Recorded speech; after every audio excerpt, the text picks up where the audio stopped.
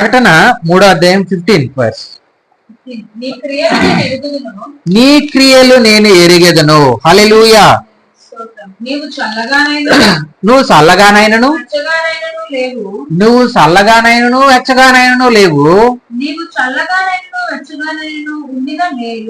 నువ్వు చల్లగానైనా ఉండు, లేకపోతే వెచ్చగానైనా ఉండు అని చెప్తూ ఉన్నాడు.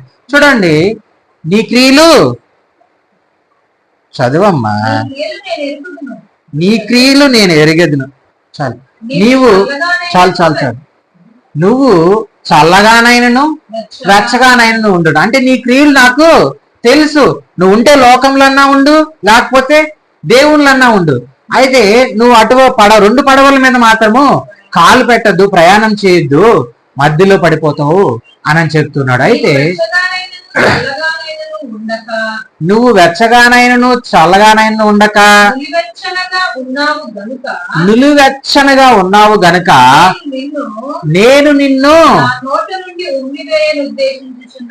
హల్లెలూయా నా నోట నుండి ఉమ్మివేయను ఉద్దేశించుతున్నాను అని అంటూ ఉన్నాడు. అయితే ఇక్కడ ఏ సంఘమునకు చెప్తూ ఉన్నాడు? 3వ అధ్యాయం ఫస్ట్ లైన్ లో ఉంటది. ఈ లవోదికీయ సంఘమునకు దేవుడు చెప్తూ ఉన్నాడు. అయితే మనం జ్ఞాపకం చేసుకోవాల్సింది ఏంటంటే, ఇక్కడ ఇంతకు ముందు ఒక సంఘం చెప్పాడు, ఎఫ్సీలో ఉన్న సంఘం. ఈ సంఘం ఏమైంది? ఇందులో ప్రేమ చల్లారింది. ఇక్కడ క్రియలంట. నీ క్రియలు ఎలాగున్నాయి? నీతిగా లేవు. నీ క్రియలు ఎలాగున్నాయి? దేవునికి ఇష్టంగా లేవు.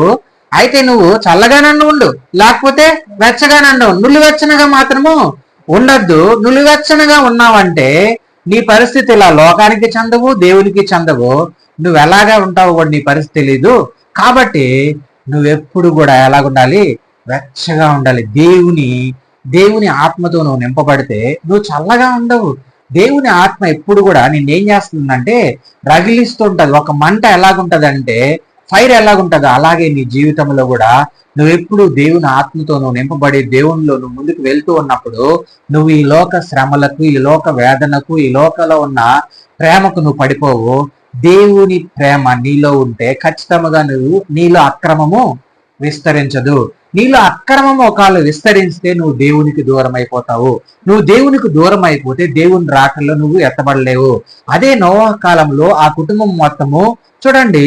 ఈరోజు దేవుడు చెప్తూ ఉన్నాడు ఏంటనంటే, కుటుంబము ఎలాగుండాలంటే నోవహు కుటుంబం లాగుండాలి. చూడండి, యజమానుడు చెప్పినది ఖచ్చితంగా కుటుంబంలో ఉన్న ప్రతి ఒక్కరు కూడా ఏం చేశారు? ఆ సత్యమును అనుసరించారు.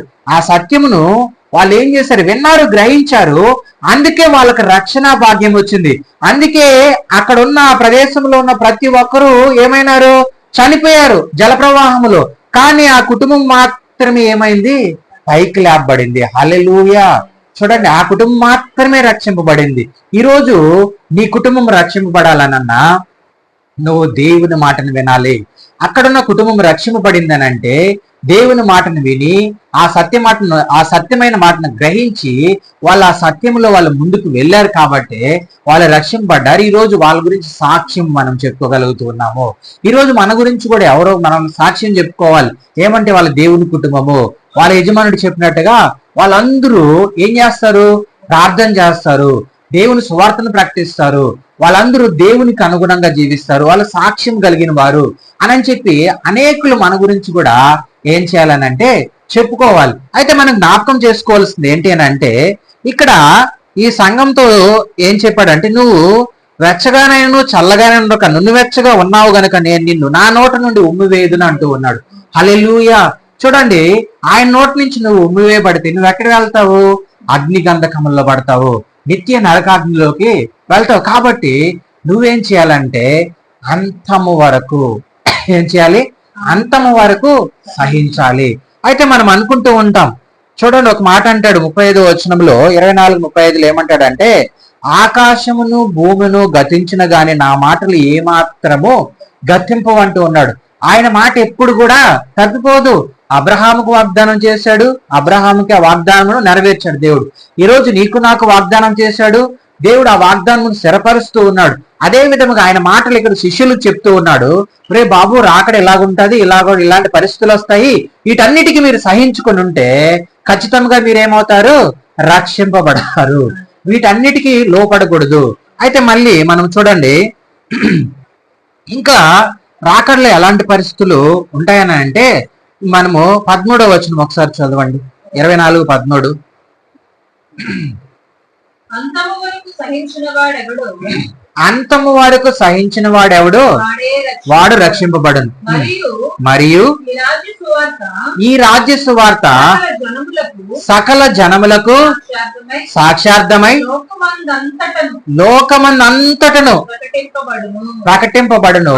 అటు తర్వాత అంతము వచ్చును. హల్లెలూయా.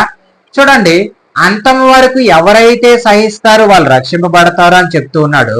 ఇంకొక మాట ఏంటనంటే, ఈ లోకం అంతటికి సాక్షార్థమైన సువార్త ప్రకటింపబడిన తర్వాత ఏమొస్తుంది?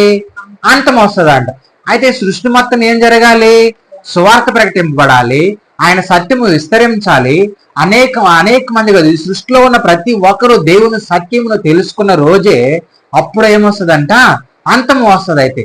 అయితే ఈ అంతము రాకముందు ఏం జరుగుతుందంటే, దానియేలు చెప్పినట్టుగా అనేక హేయమైన వస్తువులు పరిశుద్ధ స్థలములో వచ్చి నిలబడతాయంట. ఏంటి?